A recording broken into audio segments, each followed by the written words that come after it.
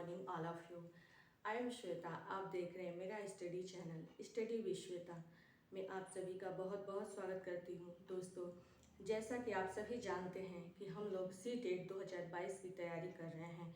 दोस्तों, हमें पूरे जोश के साथ तैयारी करनी है। दोस्तों, मैंने सोचा है कि आपका जो सिलेबस है सी टेट का वो बहुत ही ब्रॉड है, बट उसको हम क्या करेंगे, जो उसका मोस्ट इम्पॉर्टेंट टॉपिक है, एक क्रैश कोर्स की तरह लेके चलेंगे।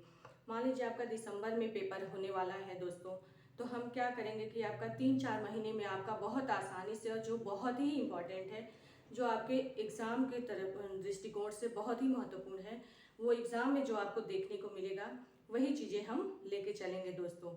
तो सबसे पहले हमने क्या जाना था कि दोस्तों, आप जैसे आप सी टेट का एग्ज़ाम आप कैसे समझेंगे कि पेपर कैसे आते हैं। सबसे पहले तो आप लोग को अगर प्रीवियस ईयर पेपर मिल जाए तो उसको सॉल्व करिए, और उसके बाद से दोस्तों एक बुक ले लीजिए। हम वैसे बता देंगे बुक का नाम बाद में, ठीक है। तो सबसे पहले आप प्रीवियस ईयर जब सॉल्व करेंगे तो आपको उससे क्या पता चलेगा कि आपका पैटर्न कैसा है, पेपर कैसे आता है, आपको समझने में चीज़ें आसान हो जाएंगी दोस्तों। उसके बाद से आपका आ जाता है, जैसे हम लोग ने देखा परीक्षा का पैटर्न क्या है, तो जो सी टेट फर्स्ट पेपर है 1 से लेकर 5th तक दोस्तों, उसमें क्या है, आपका 5 विषय है।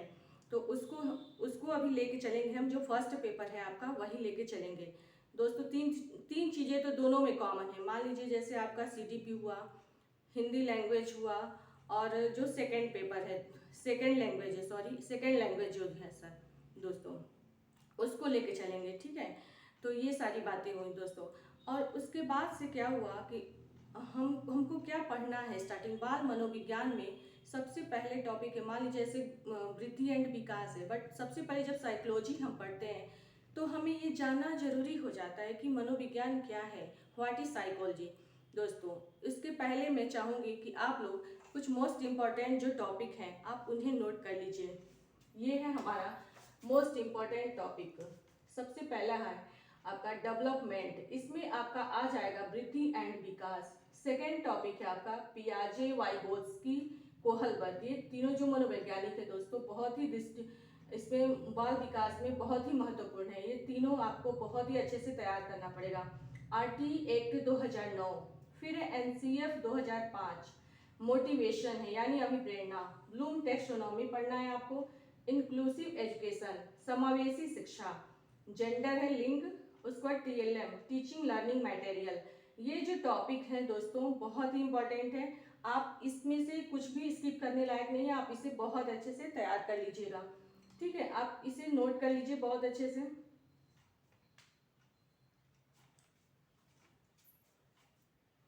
दोस्तों, ठीक है। आप इसे नोट करते रहिएगा। आगे हम चलते हैं।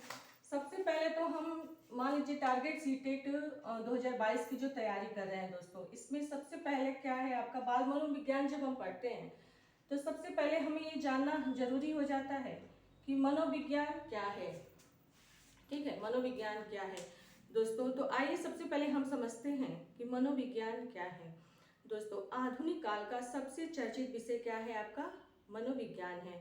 हर विषय में, चाहे वो कोई भी विषय हो, हर विषय में मनोविज्ञान किसी न किसी रूप में सम्मिलित रहता है, चाहे वो कोई भी क्षेत्र हो दोस्तों।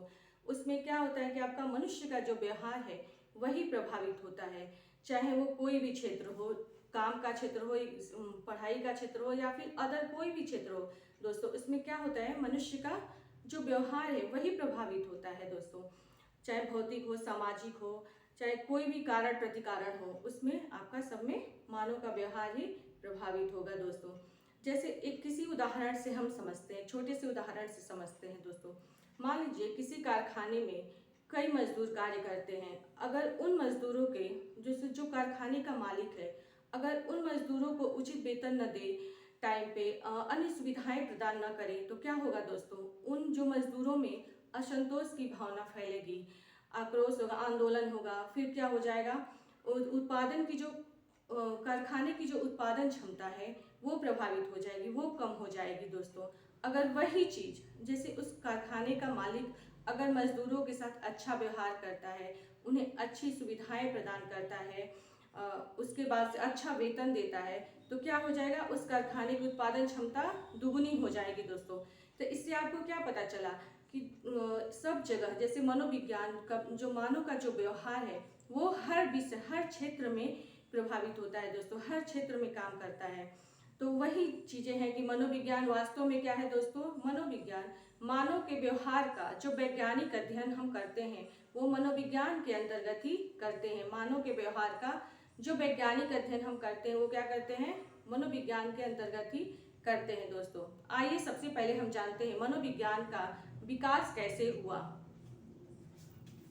दोस्तों ये है आपका मनोविज्ञान। सबसे पहले तो हमें ये जानना है कि मनोविज्ञान का जन्मदाता कौन था। देखिए दोस्तों, सबसे पहले ये है कि मनोविज्ञान का जन्म कहाँ हुआ था। यूनान में 300 ईस्वी पूर्व में हुआ था। नेक्स्ट है आपका मनोविज्ञान का पिता किसे कहा जाता है। दर्शन शास्त्र को माना जाता है। दोस्तों पहले मनोविज्ञान क्या था, दर्शन शास्त्र का ही एक शाखा था, बाद में ये अलग हो गया। तो मनोविज्ञान का पिता दर्शन शास्त्र को माना जाता है। मनोविज्ञान को दर्शन शास्त्र की एक शाखा माना जाता था। दोस्तों मनोविज्ञान क्या है, व्यवहार का विज्ञान है। मनोविज्ञान वास्तव में क्या है, व्यवहार का विज्ञान है। साइकोलॉजी, दोस्तों मनोविज्ञान को अंग्रेजी में